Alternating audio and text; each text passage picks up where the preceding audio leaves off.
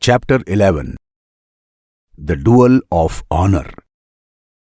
On the wrestling clay crater, which was tended finally with cow milk and pure waters from river Ganga, stood the two robust rivals looking brashly eye to eye with such erratic single combat that the moment benumbed all the spectators. Rudra started walking fearlessly towards the center of the wing. He wore a single-piece pale white garment on the lower part of his body that enhanced the aura of his wheatish skin tone that glowed in the bright sun. Pieces of rugged silver jewelry he wore were glinting around his ears, neck, and arms. The trident rested right in the center of his broad chest. Curls of his jet-black hair hung along his jawline, flaring partially between his high forehead and the lashes of his gleaming eyes that could fairly harness the complex of the pole star. From the other side advanced the mean-eyed Gajradhan, fuming and fretting with anger and hatred that reminded of an angry bull, blowing steam from its wide round nostrils. The two stood intensely closer, almost crashing their nose tips to one another. They shifted a little back and then bent slightly down together to take their final positions before the last beat of the drum could signal the beginning of the big show.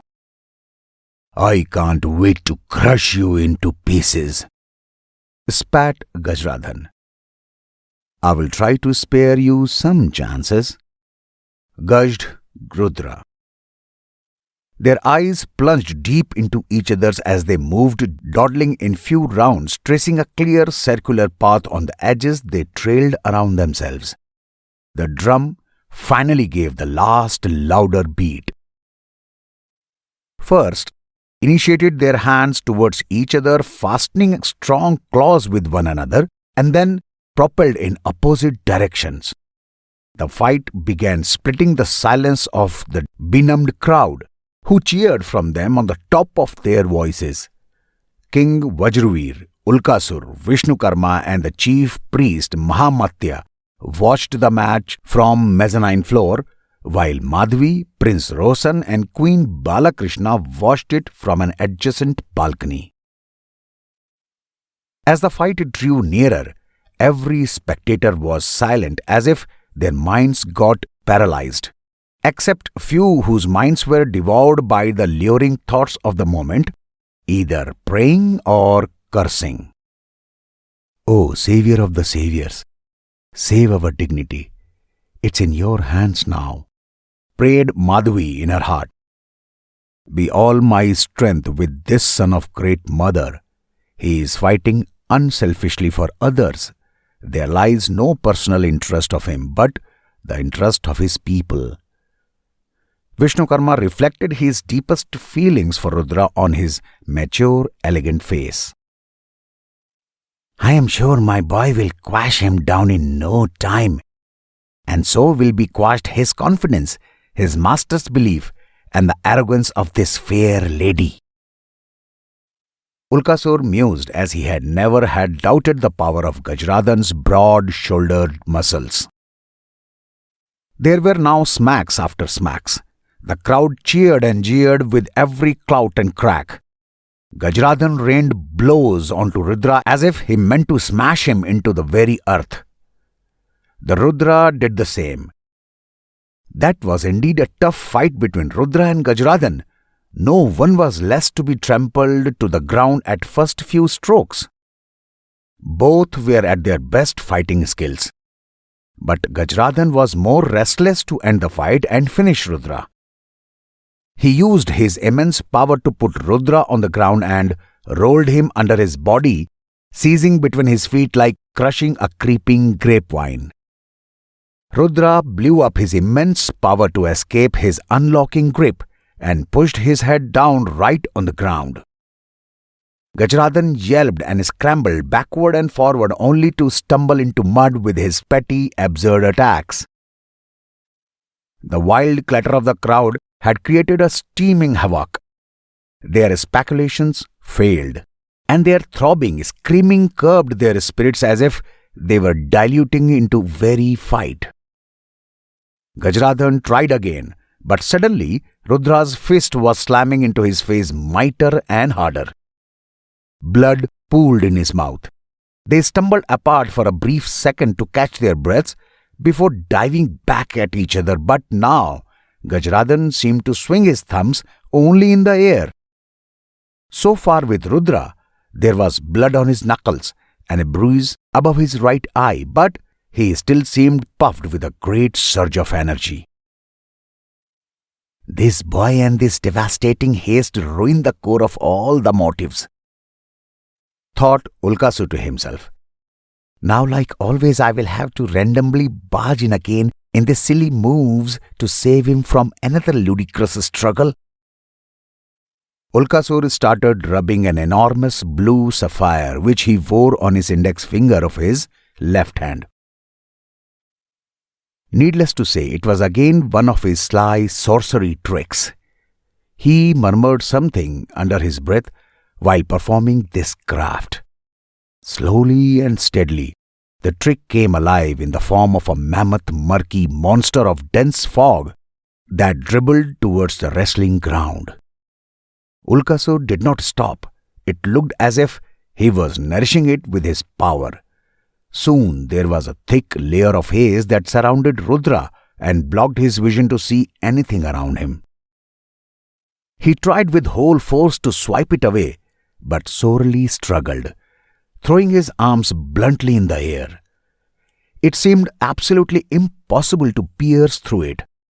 However, the mist was latent for Gajradhan and others, who in fact were wondering what could perhaps be wrong with Rudra's that sudden awkward reaction.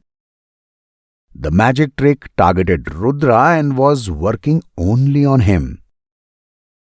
Seeing Rudra lost looking hither and yon, Gajradhan, who was utterly mystified by the situation, glanced promptly up to his foxy-shoed uncle, Ulkasur, who nodded at him, giving him clear hint that it was his trickery, and then beckoned him to take the advantage of Rudra's miserable impasse. Gajradhan, puffed up with useless pride, advanced deviously, grabbing the opportunity against Rudra to overhaul the match. He calmly started hitting him by prowling from different directions, pouncing like a hungry hyena. He had wounded Rudra from head to toe, putting him almost in a miserable condition, who could do nothing to prevent his unpredicted charges.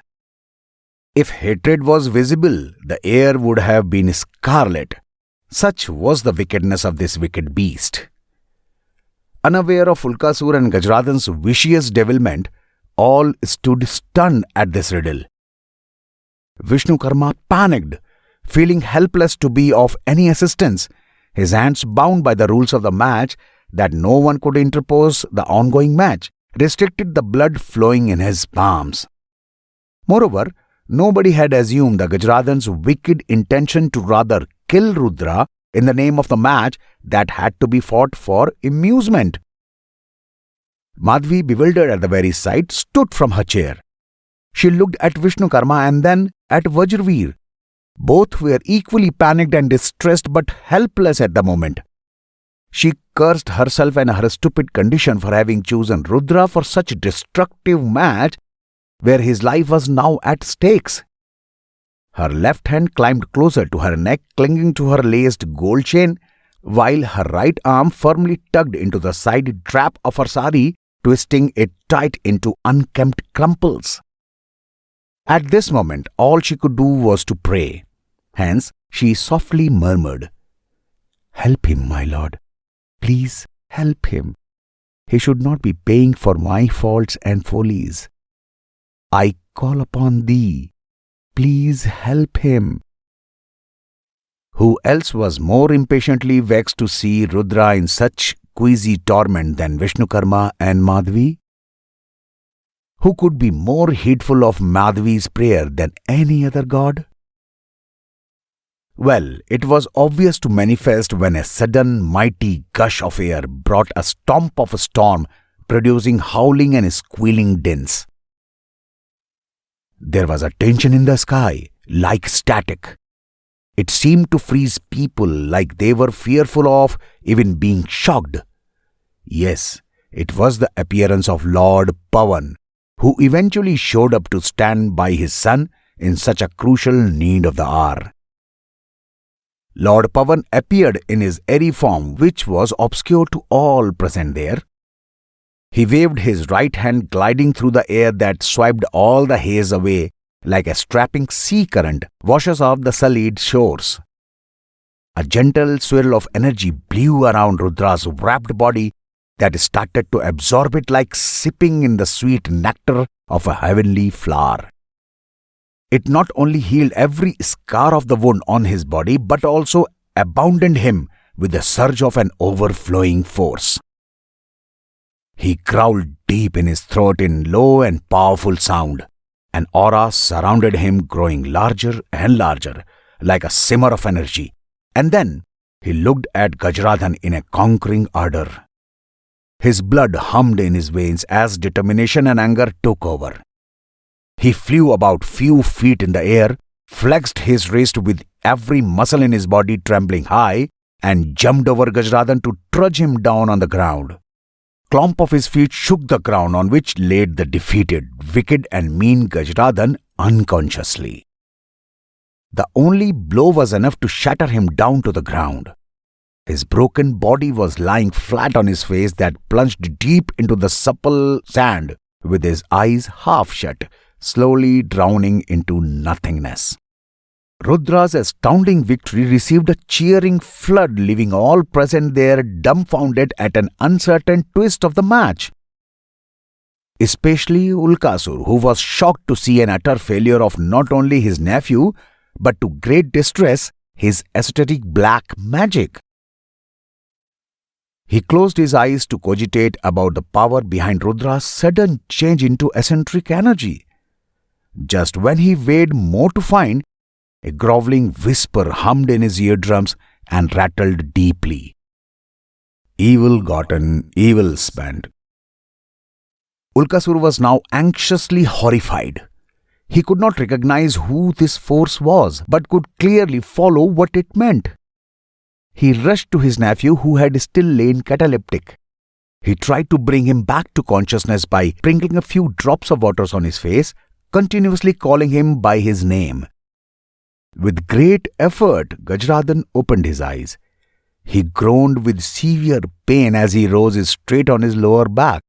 He sat standstill, bearing never-ending silence, his eyes hollowed down in a bottomless frown, and a spurt of his deep breaths blew through the lungs to nostrils, inflating and deflating his abdominal muscles. Ambivalently, he raised his eyes towards Madhavi, who was standing in high altar, now wearing a scornful expression for his defeat, almost mocking at him, with her brown mahogany orbs lightly scintillating with a mischievous glint that could be noticed next to the umber that rimmed her iris. Her leafy thin lips compressed and stretched in the opposing corners in a sardonic smile. The very smile pierced right through his heart, leaving a flood of steep pain running through his crooked spine, superimposing the pain of his grave wounds on his body and soul that were now even more traumatized with such disgraceful defeat. He puffed a heavy spurt of air that blew the dust off layered on his mustache and the bordering edges, past his bleeding lips and flaccid eyes. With a deep, somber sigh, Ulkasur went closer to Gajradhan and whispered, "It's still not over, son. It's still not over." Gajradhan's nerves did not stir. His ears seemed immune to all the words Ulkasur spoke to aid him. Ulkasur grabbed his arm with a strong force and strived, driving him off the ground, and strawled towards the exit. The devious duo disappeared not only from the very field, but was not seen around the palace from that moment on. King Vajraveer was exceedingly pleased with Rudra's performance and wanted to crown his victory with something deserving. He drew Vishnukarma close to him and whispered something in his ears. Vishnukarma nodded and assented to his will. And so pronounced King Vajraveer. Glory to Rudra for his great victory, and to crown him with something that he deserves, I, King of Surishila, declare him the chief commander of my army from this day on. People's spirits strengthened to a bizarre satisfaction as they heard this announcement. They cheered and applauded for Rudra for his rejoicing triumph. The love and affection that had started to fuel in their hearts for him were evident in their words, gestures, and gratitude. Next morning, in King Vajraveer's royal court, the king praised Rudra's birth, his mother, and his righteous upbringing, and then officially designated him with his new placement, the chief commander of Surishila army. Once again, Madhavi's sensation turned jagged as she trudged into a steep dilemma, though she was contently more confident and optimistic now. Her instincts clued her for someone who would now be there to stand for the security of the people, for the dignity of the woman and the glory of the nation. Her emotions swam in her eyes and began rolling down her cheeks. This was one of those particular moments which she would abandon herself to a dark solitude, shedding her pain all by herself. How I thank this noble warrior for putting his life at risk for me with no reluctance at all. She felt weak in her knees at being thoughtful for Rudra and bent over a chair, clasping its carved crest rail tightly. I now have to show my gratefulness in some way. Why can I not even praise his bravery? What permission should I wait for just to show the simplest of my gratitude to thank him for all what he did for me? She paused and thought, wiping her tears. All that he did for the kingdom. She was determined at this brink. Saloni? She called out to one of her most confidential attendants, a slim young girl who had fetched all her inspiration from Madhavi and was always by her side during all rituals and ceremonies, making it obvious that she belonged to her father's dominion and as a tradition was given to her in her marriage. Take this and give to the noble fighter who won the wing today, said Madhavi as she handed over an amber pendant to Saloni. But this is your favorite. Moreover, a token of love and affection of your father which you have been holding close to your heart for long. Ever since you turned 18, if I am not mistaken, right? Then why such a sacrifice just for a soldier? Asked Saloni anxiously, though of course in her serious concern. Sometimes our sacrifices are not enough to compensate the sacrifices of others, replied Madhavi in a calm, suggestive resonance. Now go and do as I said. No one can ever get the better of you when it comes to morality and values. I'll do as you say, smiled Saloni and wrapped the amber delicately in a small handkerchief. Next instant, she stood in front of Rudra's chamber situated in a building located right next to the palace. She knocked at the door for a while but there was no response, so she tugged at the door and surprisingly found it unlocked from inside. She swung it open outwards with the slowest movement and peered around the large chamber, hooking her neck through the door frame to see if he was there. What is it you want, lady? Spluttered a baritone from behind her. She could easily guess it right that it was no one else but Rudra himself. She turned around sophisticatedly and gave a naive grin before bowing to his honor. To show her gratitude for your unmatched chivalry and gallantry, Princess Madhavi has sent this for you. She brought the small cotton handkerchief forward, revealing it to Rudra by opening her fist and spreading her palm wide open in front of him. Rudra hesitated first and then tenderly picked it from her hand. He gently unfolded it and looked neatly at the sparkling stone smeared in honey yellow color.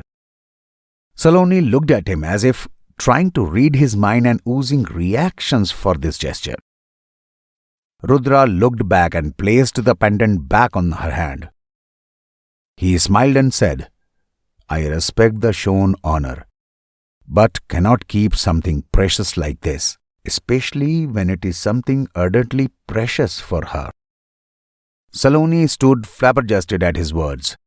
"But how you know this is something ardently precious for her?" "I don't know.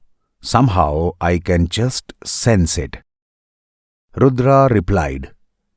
However, his queer expression reflected that he could do this because of the instillment of sensorial element in him. "You truly are a noble warrior. How rightfully she had named you." Saloni showed a sweet little gesture and went away. However, for Rudra, it was more than just an honor shown to him, perhaps mistakenly or to say instinctively. Not exactly to say disconsolate, but certainly with a heavy heart, he went inside his chamber.